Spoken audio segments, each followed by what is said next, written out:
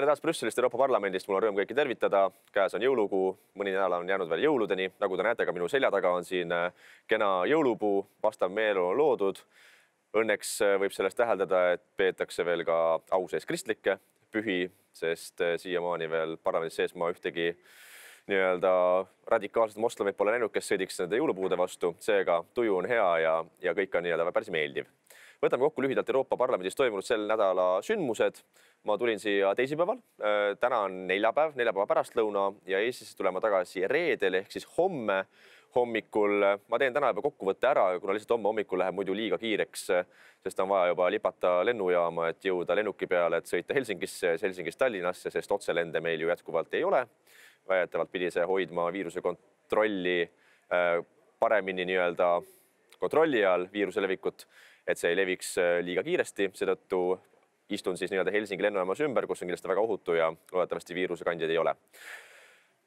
Eile hommikul toimus siin põhiseaduskomisjoni istung, kus ma osalesin. Ma olen ka mõned korrad maininud, et ma olen põhiliige küll väliskomisjonis, aga asendusliige ka siis Euroopa Parlamendi põhiseaduskomisjonis ja samal ajal ka tsiviilõiguste ja siseasjade komisjonis, mis on migratsioonikomisjon, ehk siis olen tegev 3 komisjonis ja ühes neist põhiseaduskomisjonis oli eile hommikul siis üheks teemaks üks raport, millega Euroopa Parlament kutsub üles endale saama rohkem õigusi algatusteks, seadusandlikeks algatusteks. Kuna täna on olukord Euroopa Parlamendis selline, kus põhimõtteliselt Euroopa Parlamendil ei ole seadusandlikku võimu, erinevalt siis liikmesriikide parlamendist nagu Riigikogu näiteks, ja Euroopa Parlament ei saa ise alustada näiteks uue seadusloomega, kas mõne direktiivi või määruse väljatöötamisega, vaid ta on nõuandev roll ja siis teatud küsimustes on vaja Euroopa Parlamendi nõusolekut lisaks Euroopa Komisjonile ja liikmesriikidele. Kuid Euroopa Parlamendi väga suur osa, kes on föderalistid, arvavad, et Euroopa Parlament peaks omama suuremat võimu, et teostada seadusandlikku võimu. Ja siin tekib väikene probleem kohe. Nii kui ütlesid ka kriitikud seal komisjoni istungil parempoolsest parteidest, et meile see väga hästi ei sobi, kuna sellisel juhul me anname jätkuvalt edasi liikmesriikide käest volitusi Euroopa Parlamendile, mis ilmselgelt enamuses on föderalistlik ja suunatud sellise mõttelaadiga, et Euroopa Liidus peabki kõik asju ajama ühtsete mõõtude järgi, ühtsete seaduste järgi ja seega liikmesriikide parlamendid kaotavad veelgi rohkem oma osatähtsust. Ja seetõttu olen ka mina väga skeptiline selles küsimuses, sest ma ütleksin, et mida vähem on Euroopa Parlamendil võimu, mis on küll natukene naljakas öelda, sest ma ise olen Euroopa Parlamendi liige, seega mul peaks ju hea meel olema, kui justkui sellel kogul, kus ma ise olen liige, oleks rohkem võimu ja õigust otsustada, siis siiski ma ütlen, et mida vähem sellel asutusel siin võim on, seda parem meile kõigile. Sest üldiselt Euroopa Parlamendis ei mõelda konstruktiivselt ega argumenteerida faktidega, vaid lähtutakse sellisest massihüsteeriast, ideoloogiast ja fanatismist, sest kui nemad arvavad, et nii on õige, siis ei loe ükski argument ega fakt, vaid nii ongi õige.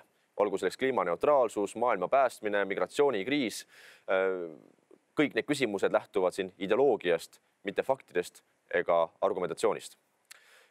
Teine teema eile oli siis ka raadiosalvestus, mida ma soovitan kindlasti kuulata, ehk reede pärastlõunal on Äripäeva eetris umbes tunniajane saade, kus vestlen seal Sven Mikseriga migratsioonipaktist ja migratsioonikriisist ja selle mõjust Euroopa Liidule ja liikmesriikidele. See intervjuu siis toimus läbi Skype'i, kuna ma ise olin Brüsselis ja ka Sven Mikser oli kuskil ära, et ei saanud stuudiosse minna. Seega läbi Skype'i ühenduse salvestati see raadiosaade, mida ma soovitan kõigil kuulata. Ma usun, et oli väga mõistlik mõtete vahetus ja debatt. Loomulikult meie vaated teatud küsimuses erinesid 180 kraadi, kuid see ei ole ka väga üllatav, sest oleks imelik, kui sotsialistid ja parempoolsed oleksid nendes küsimustes väga ühel meelel, mis puudutab migratsioonikriisi, välispiiride valvamist, nende inimeste aitamist nende lähteriikides, pagulaste aitamist, illegaalsed migrante tagasisaatmist, migratsioonikvoodi küsimusi, kuid kõik nendest küsimustest me saime arutatud suhteliselt tsiviliseeritult ja rahulikult, nii et mõlemad pooled said oma argumendid välja öeldud ja keegi ei läinud seal üksteisest üle karjuma, mis on väga mõistlik. Seega soovitan teile kindlasti kuulata, ma panen ka oma sotsiaalmeediakanalitesse ka selle saate salvestuse ja selle lingi, nii et kõik saate ka lihtsamini selle üles leida ja kas või ilma järele kuulata. Teiseks oli siis eile õhtul ka veel väliskomisjoni istung, kus ma olen põhiliige, nagu ma ennem ka mainisin. Peateemaks oli olukord Valgevenes. Läbi Skype'i või läbi veebi oli siis ka kutsutud ülevaadet andma ka väidetav opositsiooniliider Svetlana Tsihhanovskaja, kes on siin külastanud kõiki Euroopa Parlamendi institutsioone ja erinevaid asutusi. Ka tema siis andis oma ülevaate, kui palju inimesi on seal siis kas vangistatud ja 8 inimest pidi olema surnud seoses nende protestidega, Lukašenka vastaste protestidega.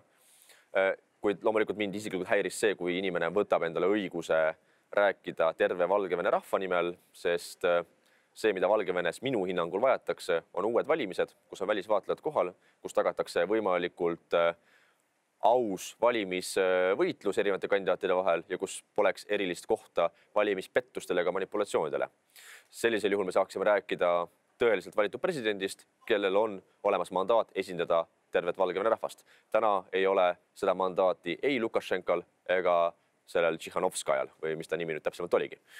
Seega see, mida peame me nõudma, on uued valimised, kuid niikaua kui uusi valimisi pole, me ei saa muidugi võtta ei kumbagi neist, ei Lukašenkat ega Tšihhanovskajat kui tõelist Valgevene rahva esindajat. Täna hommikul olid meil siis väliskomisjonis ka hääletused, oli 3 eraldi raportit hääletusel. Üks nendest raportides oli ka Sven Mikseri raport, mis käsitleb julgeolekukoostööd Euroopa Liidus.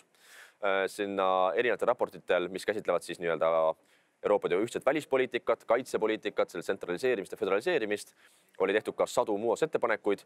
Paljud muudatusettepanekud olid ka minu poolt, kus loomulikult suund oli selline, et me ei soovi kaitsepoliitika föderaliseerimist, sest see täidab eelkõige Prantsusmaa ja ka Saksamaa huve ja samal ajal kahjustab meie liitlassuhteid Ameerika Ühendriikidega, kuna prantslaste ja sakslaste põhiline häda ameeriklastega on see, et väga palju NATO liikmesriike, kes on ka Euroopa Liidu liikmesriigid, tellivad oma kaitsevarustused ja tehnikat just nimelt Ameerika Ühendriikidest, kuna kas hind on sobivam, need lepingud on sobivamad ja kokkuvõttes need suhted on lihtsalt paremad kui prantslaste-sakslastega.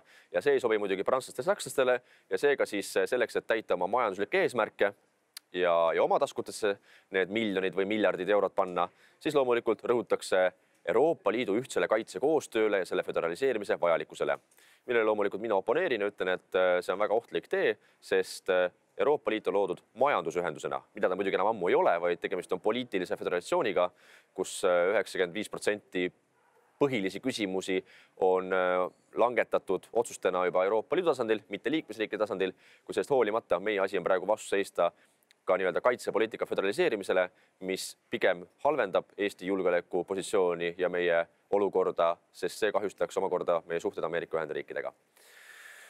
Nii et need on need põhiteemad, mis on siin viimase 2 päeva jooksul olnud.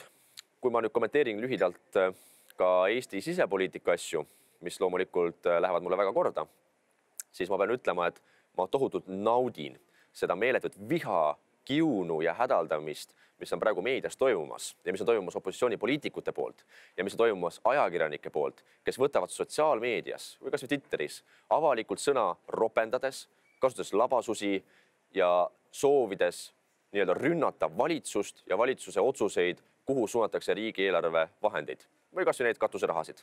See lihtsalt on muusika minu kõrvadele. Ma naudin seda, nende viha, sest nüüd nad tunnevad seda, mida on nemad teinud viimase 10-15 aasta jooksul normaalsetele inimestele. Kui nüüd otsustatakse eraldada 141 000 eurot, pluss nüüd veel 30 000 eurot juurde organisatsioonile, kes on võtnud enda südame asjaks kaitsta sündimata laste elusid, nende õiguste elule, üritavad teha teavitustööd, et iga laps on väärtus, ei ole mõtet teha nii-öelda mõtlemata aborte, siis nemad on justkui nii-öelda saatana kehastused, kellel oleks mitte ühtegi senti anda. Nüüd kiunutakse, et meil on nii palju organisatsioone, kes vajavad seda raha rohkem. Nüüd on meil organisatsioone, kes tegelevad näljahädadega, laste haigustega, vähihaigetega. Kuid samal ajal nad unustavad ära, et vabandust, Konservatiivne Rahvaerakond oli 2019 see erakond, kes jagas 300 000 eurot katuseraha 3 suurele organisatsioonile, kes esiteks tegelevad naiste varjupaikadega, ehk siis nende naiste kaitsmisega, kes on kodus vägivalla ohvrid. Sellest ei rääkinud meedia mitte ühtegi sõna. Me andsime 100 000 eurot vähiravifondile, kes aitavad neid inimesi ja nende inimeste elusid, keda ei toeta riik, ei toeta Sotsiaalministeerium ega sotsiaalminister Tanel Kiik. Ja me andsime organisatsioonile, kes tegeleb just nimelt näljahädas olevate perekondadega. Sellest meedia ei rääkinud, ei ühtegi aplausi, ei ühtegi kiitust. Ja samal ajal ei ole mitte ühtegi kiunumist ega hädaldamist meedias siis, kui 100 000 eurosid maksumaksja raha kulutakse mingitele LGBT ühingutele, kes kindlasti ei ole olulisem organisatsioon, kui on Vähiravifond või Tartu Lastekliinikum või Toidupank. Kulutatakse rahasid, 100 000 eurosid sellele, et mõned inimesed saaksid teha põhjendamata aborte, kui ei ole ühtegi meditsiinilist põhjendust, ehk siis ei ole ohtu ei lapse ega ema tervisele, vaid seda nähakse lihtsalt kui rasestumisvastast vahendit. Kõige lihtsam, tõhusam ja 70% maksab kinni riik sellest ühest abordist. Seega meie sõnum on alati olnud see, et me ei saa mitte midagi ära keelata. Me ei saa tekitada olukorda, kus inimesed hakkavad minema kuskile põranda alla, hakkavad astuma samme, mis on eluohtlikud neile endale või lastele. Seega ei ole mõtet keelata midagi, mis nii toimib. Selles ma olen täiesti kindel. Kuid samal ajal ei ole mõtet õigustada ega kiita olukorda, kus me kulutame 100 000 eurosid asjale, mis ei ole tervishoiuteenus, mis ei ole haiguse ravimine. Seda abort seda ei ole. Ja samal ajal me nurume läbi jõulutunnelite või heategevuskampaaniate ainult 1000 eurosid lastele, kes on kohe ära suremas, sest riik neid ei aita. Kas see on õiglane? See ei ole õiglane. Seega mind tohutult ärritab selline kahepalgelisus ja silmakirjalikkus, mis valitseb Eesti meedias ja ka paljude ajakirjanike poolt. Ma panin oma sotsiaalmeediakanalisse üles ühe väga lugupeetud noore preili Twitteri postituse, kes on lihtsalt ka Postimehe ajakirjanik, ehk siis 4. võimu esindaja. Ja teatavasti meie 4. võimu esindajad Eestis ehk ajakirjanikud arvavad, et nemad on põhikontrolli omajad selle üle, kuhu võib raha kulutada, kes võib mida öelda, kes on õige poliitik, kes on vale poliitik, millest teemast tohib rääkida, millest ei tohi rääkida. Ja seesama lugupeetud Preili Kirjanen, mis oli tema nimi või ma ei mäleta, mis ta nimi oli, ja Postimehe ajakirjanik, otsekeeli saatis tänast valitsust sinna pimedasse kohta, ma ei hakka seda sõna ütlema, ropendas inglise keeles ja nimetas, et kõik need, kes räägivad sellest, et iga elu on väärtuslik ja ka see vaade peab olema esindatud ühiskonnas, et nemad ajavad lihtsalt paska. See on 4. võimu esindaja, kes võib öelda, mida tema tahab ja temale loomulikult mitte ühtegi vastutust ega kohustust ei lange. Kui seda ütleks mõni konservatiivne poliitik, siis ma eeldan, et homme seesama ajakirjanik nõuaks selle poliitiku tagasiastumist, sest ta solvab, ta ropendab ja ta mõnitab inimesi. Ta mõnitab vähemalt 100 000 Eesti valijad, kes on toetanud konservatiivset rahvaerakonda ja veel 100 000 valijaid, kes on lihtsalt konservatiivse mõtlemisega, aga on siiamaani valinud mõnda teist erakonda.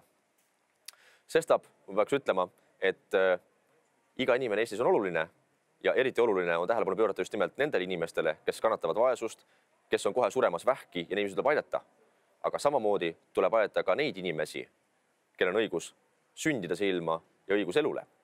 Ja lõpetuseks selline humoorikas seik, siis teatavasti Eesti meedias on ka kõvasti läbi käinud, et üks Ungari konservatiivne Europarlamendi saadik astus tagasi, kuna ta tabati politsei poolt ühelt geiseksi orgialt. Minult küsiti ka kommentaari Õhtulehe poolt, et mis ma sellest arvan. Mina ütlesin, et mis ma ikka sellest arvan. Et eks igas peres on musti lambaid ja eks ta nüüd siis poliitiliselt peab vastutama oma tegude eest, sest ega see ilus ju ei ole, aga samas mis me siin teha saame ja mis see meie asi kommenteerida on, mida mõni Ungari poliitik teeb, sest ega meie ei taha, et mõni ungarlane või teise riigi poliitik hakkab kommenteerima mõndade Eesti poliitikute tegemisi või väljaütlemisi või üleüldse oma igapäevaelu.